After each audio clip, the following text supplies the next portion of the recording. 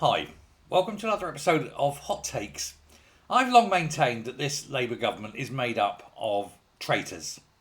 And I think we can see that with the events of what happening around the Chinese espionage trial, that it's almost certainly made up of traitors. Traitors to Britain. Traitors who in the old day would have dangled. But of course, the very, very, very first thing that Tony Blair did when he became Prime Minister was to abolish the death penalty for treason. It's almost as though he knew. And that's a shame because I think it is a perfect solution to treason. There are two guys, funnily enough, they're both called Christopher. And they were supposed to be tried. Christopher Cash and Christopher Berry. Between them, they were accused of passing documents, files, reports, etc. over to the Chinese government. They were being prosecuted. And somehow, magically, thanks to various reasons, the trial collapsed. It is suspected, I've got to be careful how I would say this, it's suspected that the trial was actually deliberately collapsed by the government, by someone very high in government, possibly as high as Keir Starmer himself or his little coterie, who did not want this trial to go forward, because if the two Christophers in question had have been found guilty, it would have put China in the position of being, quote, the enemy, because they would have been guilty of passing information over to the enemy of this country. That is not what this government wanted, because the last thing they want is China as an enemy. Not because it isn't an enemy, it most certainly is, but if it was, they wouldn't be able to build their very big super embassy right over a communications hub in the heart of London, for example. It looks like it has been deliberately scuppered.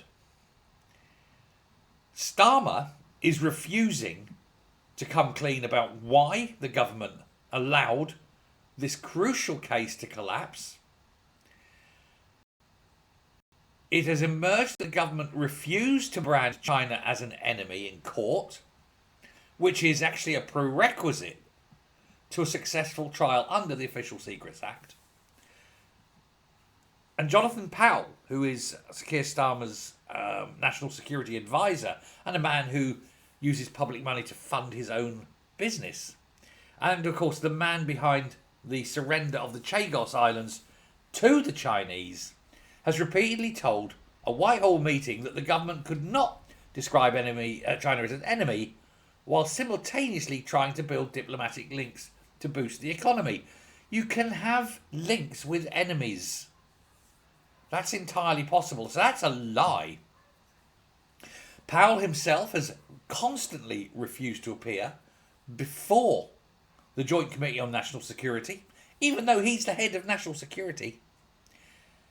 And Tory MP Alicia Kearns, who is employed, one of the men involved in the spying trial, said enough is enough. The government is treating Parliament with contempt by refusing to have the head of security answer to the Security Committee.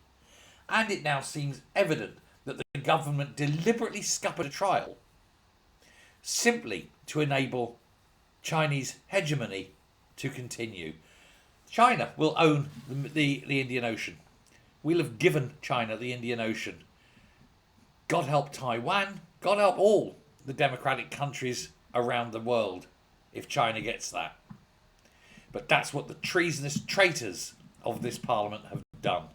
This government is deliberately weakening our security and handing as much power as they can to the Chinese, because of course they're the last true communist country and we have got a communist prime minister who, in my opinion, were the death penalty for treason still extant and on the books, I would like to see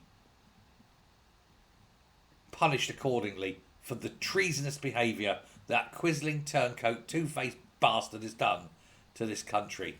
They are deliberately harming us, and there's no getting away from it. And when that huge super Chinese embassy is built, with its secret rooms, with its blacked out sections that nobody's inquiring what goes into them, as it sits on top of a major communications hub, we know the world is a much more dangerous place, because Parliament has decided, or the country has decided, to elect a Marxist traitor to Prime Minister, filling a shaped hole. He really is an absolute. Thanks very much.